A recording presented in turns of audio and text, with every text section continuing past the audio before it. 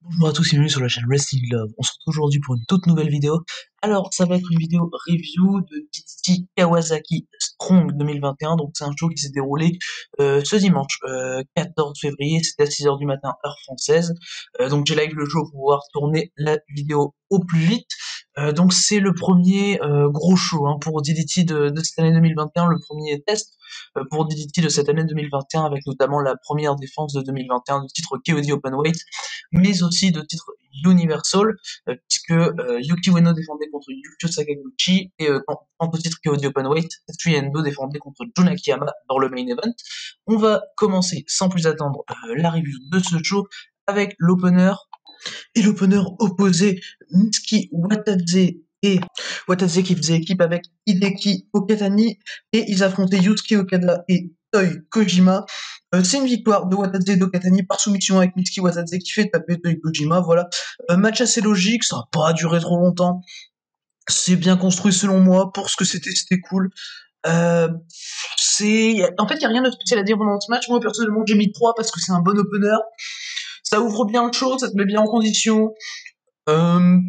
Kojima fait un bon work, c'est un très bon jeune catcheur, Toi Kojima, selon moi. Il y a des bons échanges avec, que ce soit Watadze ou Hideki Okatani d'ailleurs. Bon, c'est lui qui prend la soumission, c'est logique, voilà, mais le match reste logique. C'est comme je l'ai dit, c'est un bon opener et c'était assez prévisible. Moi, personnellement, ça me dérange pas. Voilà, j'espère que Yusuke Okada sera juste mieux utilisé chez DDT qu'il l'était chez All Japan, parce que c'est quand même un très bon catcheur.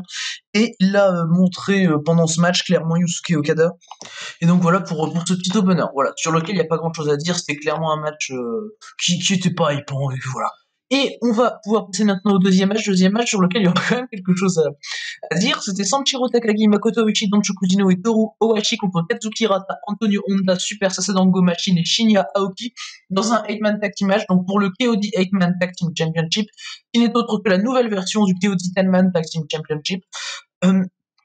Et ce match, c'est clairement un match ultra comédique, comme vous vous en doutez vu les noms, et c'était hyper drôle. En fait, la story du match, c'est un peu autour d'Hirata qu'en fait, il n'arrive pas à chanter, genre, il y a un spot Hirata visuellement, il met ses lunettes de soleil, et il commence à chanter, t'as sa musique d'entrée qui se déclenche et tout.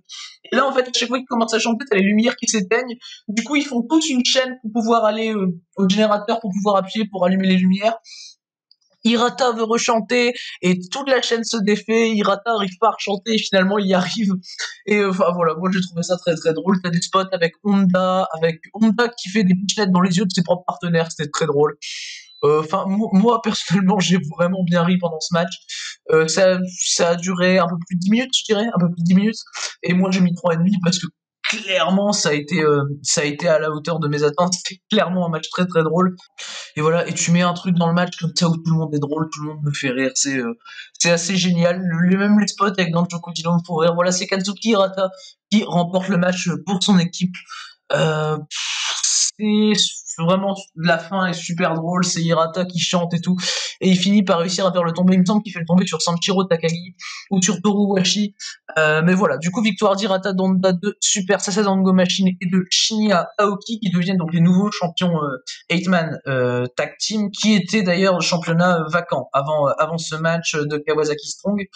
Mais voilà, en tout cas, très très bon match comédie, comme on s'y attend, et également bien placé dans la carte, bien placé dans la carte. Pour moi, c'est le bon choix que de l'avoir mis juste après l'opener, comme ça, en petit undercard, très très cool, très digeste.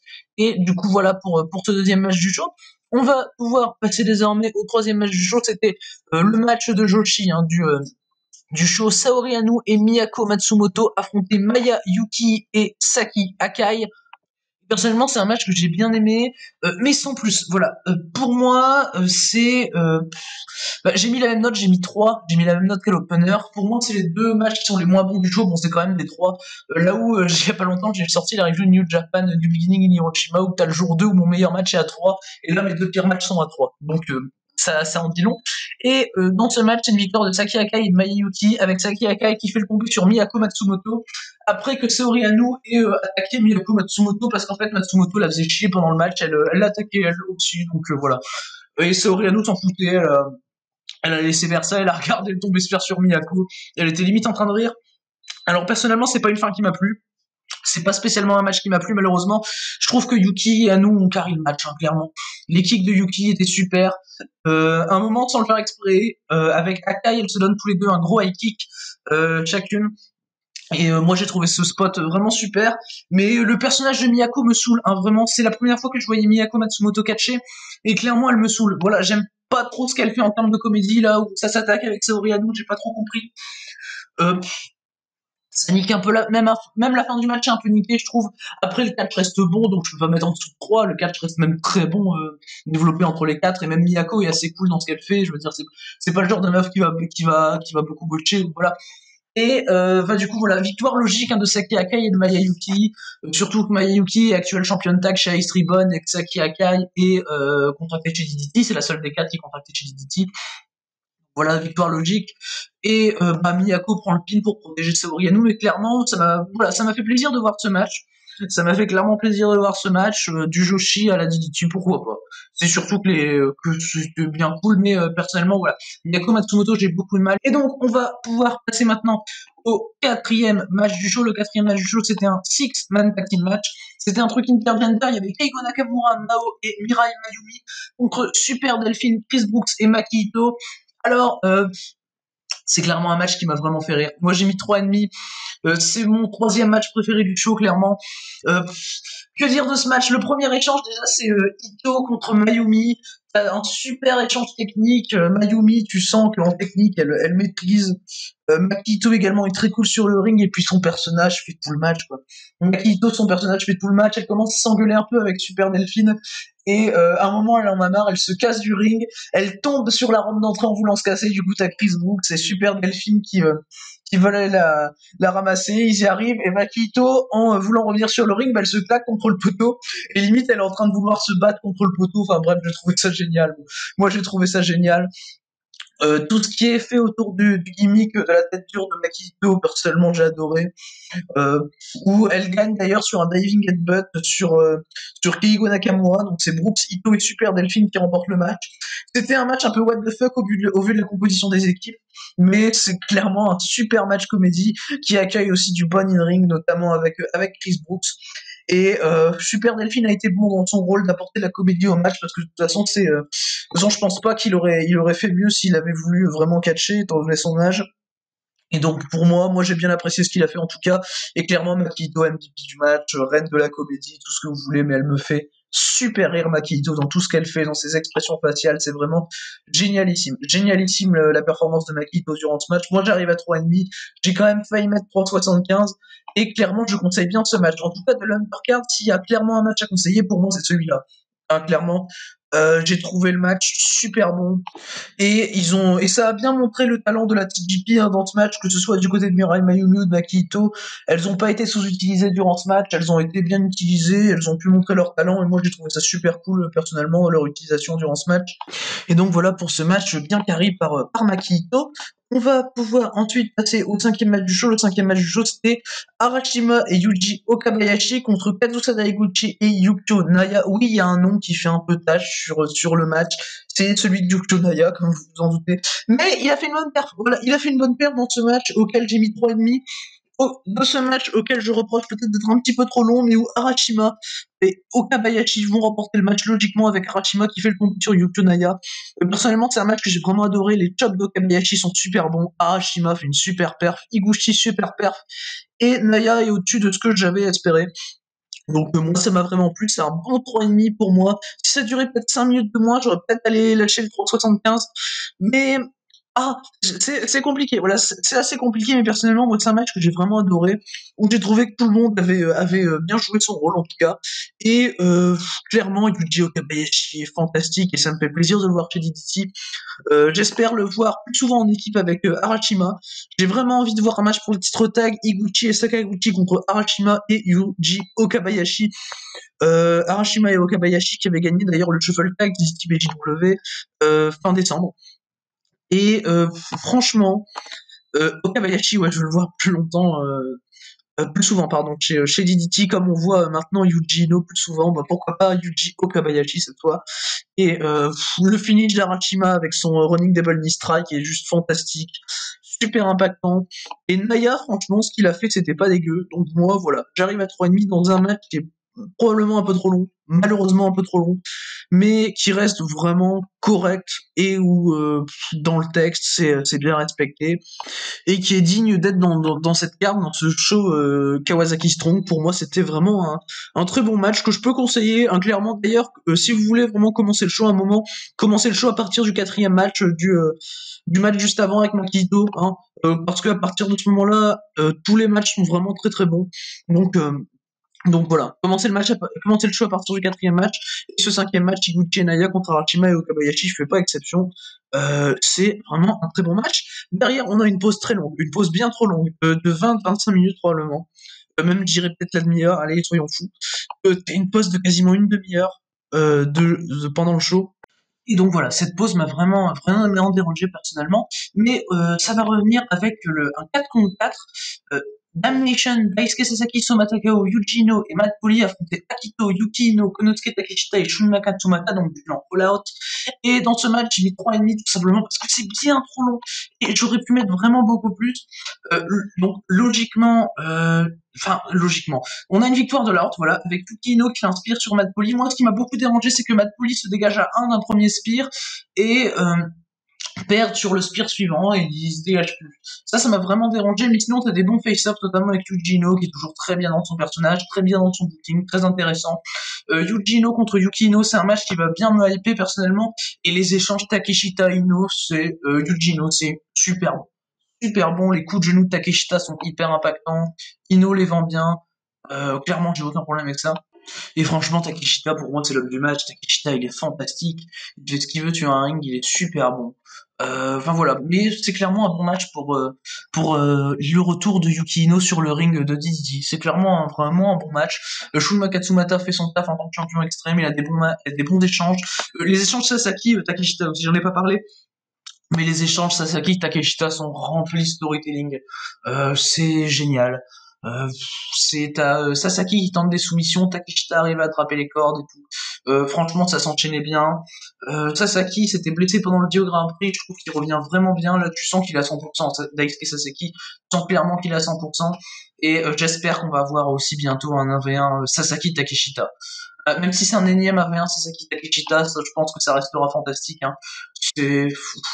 Voilà, les 1v1 Sasaki Takeshita, notamment leur match à Judgment 2019, c'est toujours génial, en tout point. Et là, clairement, à part la longueur de ce match, qui est peut-être 20 minutes ce match, c'est vraiment hyper long. Franchement, franchement, ce 8-man tag, franchement, je pense qu'il y a moyen que ce soit pour moi le deuxième plus long match du show derrière le main event. Pour moi, c'était fait beaucoup trop long, en tout cas, selon moi. Et du coup, après ce 8-man tag team match qui a vu triompher All Out, assez logiquement selon moi, et en protégeant très bien Yuji Ino, on va passer maintenant aux deux matchs pour les gros titres de chez DDT. On va commencer avec le titre Universal que Yuki Ueno défendait contre Yukio Sakaguchi. Alors, c'est un match qui a duré 17 minutes et qui a vu Yuki Ueno conserver le titre avec un sleeper hold. Alors, le match est très très bon. Franchement, moi je mets 4. Clairement, le match est très très bon. C'est mon deuxième match préféré du show. Tu sens clairement que les deux s'entendent super bien sur le ring, et t'as beaucoup de storytelling aussi dans le sens où Ueno, c'est la star montante de chez DDT, c'est une future grande star, hein, Yuki Ueno, ça y a pas de doute là-dessus. Il affronte Yukio Sakaguchi, qui est quelqu'un qui a beaucoup appris à Yuki Ueno, et Yukio Sakaguchi, c'est quelqu'un qui a l'habitude de porter des gros sleeper holds qui qui démontent tout le monde. Pendant le match, il en met quelques-uns, c'est ultra brutal, c'est génial. Et Yuki Ueno arrive à remporter le match en mettant KO Yukio Sakaguchi avec un sleeper hold qui résulte, d'après le storytelling, d'un apprentissage par rapport à Yukio Sakaguchi, et je trouve le finish d'une intelligence exceptionnelle. Voilà. Moi j'étais plutôt à 30-75, j'étais assez réservé pendant tout le match, mais le finish m'a fait clairement monter à 4. J'ai une assez grosse barrière, faut le savoir, entre le 3,75 et le 4, j'ai du mal à mettre 4 des fois, mais à partir du 4, je peux monter assez vite, mais j'ai du mal à arriver au 4, et là, clairement, moi je mets 4 sans souci, vu la fin du match, c'est une fin de match clairement géniale, hein. Cette fin de match. Yuki Ueno fait une très bonne performance de high fly, avec de la bonne brawl de la part de Sakaguchi, des bons kicks, des gros coups de genoux, des bons contres. Voilà, Sakaguchi a joué parfaitement son rôle. Et logique de voir Yuki Ueno conserver. Enfin voilà, tout est logique dans ce match. tout est bien respecté. T'as un bon work Higuchi et de Saki Akai à l'extérieur du ring qui accompagnent Yukio Sakaguchi, qui sont vraiment en mode ouais, c'est ton moment Yukio et tout. Et moi j'ai trouvé ça super. Et Yukio Sakaguchi fait vraiment une super performance. Il fait très bien briller Yuki Ueno pour une très bonne défense de titre universel qui montre clairement que Yuki Ueno peut faire des performances géniales. À son âge, franchement, Yuki Ueno, il est jeune, il a quoi? 24 ans, Yuki Ueno, 25 ans. Il est fantastique. Pour moi, c'est le futur du catch japonais. Hein. Yuki Ueno, clairement, c'est le futur de la DDT. Il a déjà plein d'histoires à raconter. Voilà. Il a déjà le titre universel. Il fait déjà des 4 régulièrement. Enfin voilà, c'est Yuki Ueno est fantastique. Il a 17 minutes de catch, bien intéressant. Je pense qu'au début, je me suis dit bon, ça commence à être long, ça commence à être assez vide en fait. Et finalement, en fait, je me suis rendu compte que le match était très loin d'être vide, et surtout de par cette excellente fin de match. Et donc voilà pour ce match de titre universel, donc conservé par Yuki Ueno dans un match auquel je mets 4, qui est donc mon deuxième match préféré du show et que je conseille bien. On va passer maintenant au main event qui opposait Tetsuya Endo à Jun Akiyama pour le titre KOD Openweight, donc le titre majeur de la DDT. C'était Jun Akiyama qui challengeait Tetsuya Endo, et après 31 minutes de match, Jun Akiyama est devenu le nouveau champion KOD Openweight en battant Tetsuya Endo. Alors personnellement, contrairement à Noah avec Eiji Muto qui devient champion, ce résultat me dérange absolument pas parce que certes, on va dire oui, Jun Akiyama a 51 ans, sauf que Jun Akiyama a 51 ans. Qu'est-ce qu'il est bon!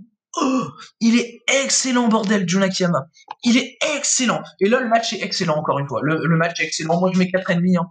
4,5 à 51 ans. Quel respect, bordel. Qu'est-ce que j'ai du respect pour Jun Akiyama. Il est fantastique, ce mec, sur un ring. C'est simplement génial, le match est génial. Au début, j'ai eu du mal à accrocher, j'ai eu des séquences assez lentes qui n'amenaient basiquement à rien. Endo a commencé son legwork assez tard. Il l'a très bien fait d'ailleurs, très bon legwork d'Endo, où il a des bonnes soumissions, même à l'extérieur du ring, où il continuait de travailler la jambe d'Akiyama, il continuait. Même le catch à l'extérieur, que d'habitude, dont d'habitude je raffole pas spécialement, j'en étais vraiment friand pendant ce match. Et c'est un moment, Akiyama qui veut tenter un pile driver à l'extérieur du ring. Oh, c'était violent, c'était violent. Rien que le fait qu'il veuille le tenter, j'ai trouvé ça violent. Endo réussit à surpasser Akiyama pour le faire tomber au sol. Et rien que cette tentative de pile driver, quand il le prend là pour le foutre en pile driver, c'était vraiment violent. Et clairement, le match est assez stiff, des bons atémis de la part des deux hommes. Endo work bien la jambe. Akiyama a un ceiling assez inconsistant, malheureusement. Malheureusement, le ceiling d'Akiyama est assez inconsistant au niveau de la jambe. Mais à la fin, mais la fin, qu'est-ce qu'elle est intelligente. En fait, Jun Akiyama, Endo passe la jambe gauche de Jun Akiyama, et Akiyama, il titube un peu, enfin, il titube. Il a du mal à marcher, il se tient la jambe gauche, il va foutre des gros coups de genou à Endo, il les fout la jambe droite, voilà, il préserve sa jambe gauche au maximum. Il fout des gros coups de genou à Tetsuya Endo avec le genou droit, et j'ai trouvé ça super intelligent personnellement de la part de Jun Akiyama. T'as des gros souplexes qui sont portés, bien vendus par Endo. T'as un moment, t'as un dégagement à 1 qui m'a vraiment dérangé de la part de Tetsuya Endo. Mais voilà, pour après, pas scelle la prochaine souplex, ça m'a pas dérangé qu'il scelle pas la suivante, étant donné qu'il venait de se dégager un, donc pourquoi scelle la suivante, et puis surtout qui est issu un peu, qui se projette dans les cordes, tout ça, ça reste assez un minimum sell, un minimum de selling, voilà, c'est pas le no sell total, le film, tout ça, non. Et au bout de 31 minutes de match, Jun Akiyama remporte le titre. Moi, ça me dérange absolument pas de voir Jun Akiyama champion. Endo a eu un reign fantastique, qui s'achève par un excellent match. Et je veux dire, toutes les défenses d'Endo, et je compte même le match où il prend le titre, le minimum, c'est 4,25, quoi. Voilà, Tetsuya Endo a un reign fantastique de champion KOD Openweight. Et moi, personnellement, je pense pas qu'on aura Jun Akiyama contre Keiji Muto, là, les deux vieux qui sont champions. Bon, certes, c'est loin d'être une coïncidence, mais je pense pas qu'ils vont les faire s'affronter non plus, les deux vieux. Et de toute façon, Jun Akiyama fait une performance... Wow. Clairement, il impose le respect, Jun Akiyama, le mec. Il mérite totalement de sa victoire pour moi. J'ai aucun souci à voir Jun Akiyama champion KOD Openweight aujourd'hui, parce que le mec, ça me dérange pas, en fait, ça me dérange pas d'avoir un vieux champion tant que le mec tient encore la route. Là où un Keiji Muto est complètement hors d'usage, du côté de Chenoa, Akiyama c'est encore super bien catché, et ce match le prouve totalement, voilà. Ce match le prouve totalement, et j'ai aucun problème avec ce match, qui contient en plus du très bon storytelling, un bon legwork de la part d'Endo qui fait une très très bonne performance comme à son habitude.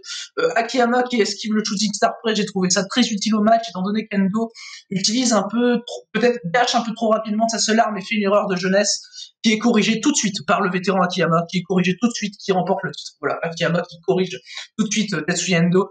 Et d'ailleurs, après le match, Jun Akiyama va faire une promo dans lequel il dit et le plus jeune, si on s'affronte encore une fois, peut-être que tu me battras, mais là j'ai été un peu meilleur, un peu plus intelligent, voilà.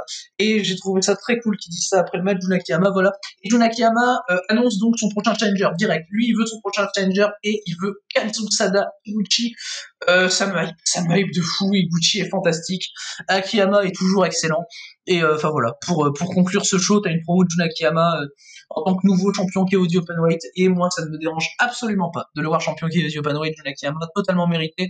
Je pense qu'il y a beaucoup de gens qui vont mal réagir à cette victoire de Jun Akiyama, mais personnellement ça me dérange absolument pas. Le match est excellent, c'est un gros conseil de show, un gros 4,5. Euh, et c'est voilà l'un de mes matchs préférés depuis le début de l'année en tout cas. Et du coup voilà, c'est sur ce challenge de Jun Akiyama pour Kazusa Taiguchi que s'achève ce show. Personnellement j'ai trouvé le show très très cool. Voilà, le show est super bon. C'est mon show préféré de chez DDT depuis le début de l'année. Bon, c'est logique, c'est leur premier vraiment gros show. De ce show, je conseille vraiment le Akiyama Endo. Franchement, gros conseil de ma part, le Jun Akiyama contre Tetsuya Endo. Je conseille également le Yuki Ueno contre Yukio Sakaguchi, qui contient du très bon storytelling, tout comme le Akiyama Endo d'ailleurs. Et si je dois conseiller un troisième match, franchement, le Six Man, Brooks, Ito et Delphine contre Nakamura Mao et Mirai Mayumi, est super. Vraiment super. Donc voilà, c'est clairement les 3 matchs que je conseille de show avec une préférence énorme pour le Jun Akiyama contre Tetsuya Endo qui dure 31 minutes mais qui est super bon. Enfin voilà, je le conseille vraiment et du coup c'est la fin de cette review de DDT Kawasaki Strong 2021. J'espère qu'elle vous aura plu et d'ici les prochaines vidéos, je vous dis à la prochaine.